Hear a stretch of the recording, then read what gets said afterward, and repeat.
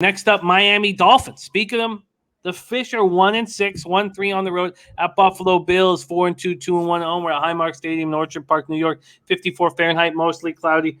12 miles per hour is the wind. Buffalo opening up as 13.5-point favorites. That's where they stand right now. That 13.5, though, was at plus 100. It's now minus 111, so an 11-cent move towards the Bills. This total opened up at 49.5. There's been no movement there either. Let's move over to the cash flow in this spot. 5,611 tickets in. 88% of the tickets, 78% of the cash on the Bills. 33% of the tickets, 84% of cash on the under. Dolphins come in off their sixth straight loss, 30-28 at home to the Falcons. Tagovailoa, 32 of 40 for 291 yards, 4 touchdowns, 2 interceptions. In 5 of the last 6 games, the Dolphins have allowed 20 straight points to an opponent. 20 straight points, and that happened in the game against the Falcons. They're up 7-0. Next thing you know, it's 20-7. Gesicki caught 7 passes for 85 yards and a touchdown. Waddle, 7 passes for 83 yards. Ground game was strong for the first time in a while, and that's got to be the Falcons' shortcomings.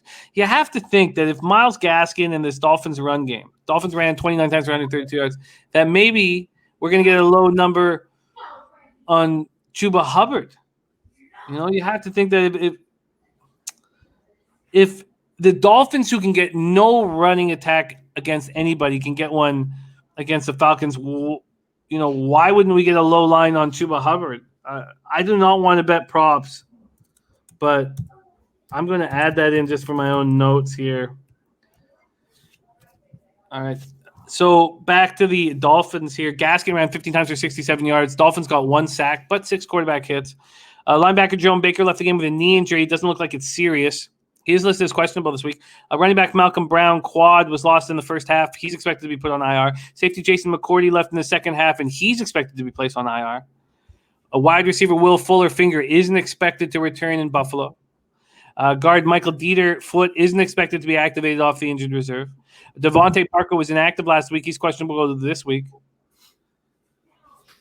I mean, this is a team that's banged up. Bills come in fresh off their bye week. They were last seen in a 34-31 loss at Tennessee. On Monday night on week 6, that snapped their 4-game winning streak. I like that if you want to bet on a football team. I like when they go into the bye angry. They leading the AFC East comfortably. They drove to the Titans 3 on their final possession. Should have sent or could. I don't know. It depends how you see the game. And I understand what they were trying to do. They could have easily made it into overtime with a field goal. Instead, they went for the win, and they didn't execute. The Bills now have an NFL record of leading at the half in 15 straight games. Their defense came in allowing a league best 12.8 points a game. They gave up a season high in points. Josh Allen, 35 of 47 for 353 yards, 3 touchdowns, a pick. Emmanuel Sanders caught 5 passes for 91 yards. Stephon Diggs, 9 for 89 and a touchdown. Cole Beasley, 7 for 88 and a touchdown. They ran 23 times for 82 yards, led by Devin Singletary, who ran 5 times for 27 yards. It was the worst performance of the season from the Bills' defense. 0 sacks, 3 quarterback hits. After shutting out 2 of its first 4 opponents and allowing a league low 64 points through 5 games, they allowed the Titans to score on each of their final 6 possessions, not including the kneel downs. Since 2019, the Bills have dropped consecutive games twice. Also, very interesting, this side note, on 29 drives inside the red zone, Buffalo scored 16 touchdowns, 12 field goals, and turned the ball over on downs once at the end of the game against Tennessee, of course. Dawson Knox underwent successful surgery to repair his fractured hand. He's going to miss a few weeks. Other than that, it's a healthy group, but Dawson Knox has been a big piece of their offense. Very interesting game here, and very curious. It feels like it's a very sharp line when you see no movement on the spreader total. It's at 13.5 and 49.5. Bebsie, take it away. Little AFC East battle, Fish, Bills. I mean, a big part of me wants to just jump on these Bills. Like you said, going into the bye week angry, playing a Miami team that's now lost 6 straight.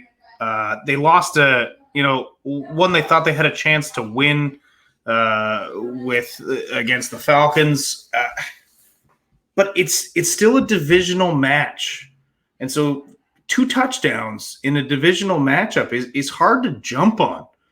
I am intrigued by the first half look and maybe even the first quarter look.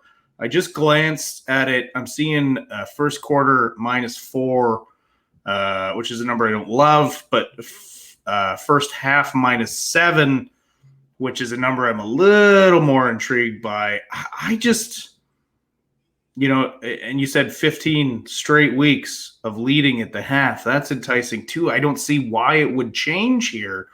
And I agree. Again, Burgundy bets, lockstep, Mike Gesicki. My fantasy tight ends in most of my leagues are Kyle Pitts and Mike Gesicki, and both of them started out slow, and they're killing it right now. So, another look I plan to examine is the Mike Gesicki props. But of course, as soon as I start betting on these guys, they start shitting the bed. I've been early to the funeral several times this year, Jimmy, but I think if you're going to move on this, given that it's a divisional matchup, I'd be more apprehensive about the full game for Buffalo and lean towards Miami. But first half, I think, is a Buffalo look. I think that when I see the line and the spread not move an inch, that it's very sharp. And the number of times while you were running through the information, the number of times I flip-flopped in my head about what I really liked in this tells me, extremely sharp line. Brady says Tua has scores on all of his first drives, but the first quarter over is the best look on this card, in my opinion. That's an interesting look. J-Dub says Xavier and Howard will be able to lock down Diggs. This game makes me really uncomfortable. I don't feel confident. I don't want anything to do with the fish. And, if the Bills had come into the bye 5-1 feeling good about themselves, it'd be very different. Very, very different. That's too funny, man. There's Ron Crawford, and that's great to see you, Ron. Okay, so no move for me. Bebsie looking at Gesicki props. J-Dub says Myles Gaskin will have a huge game. Let's move on from here.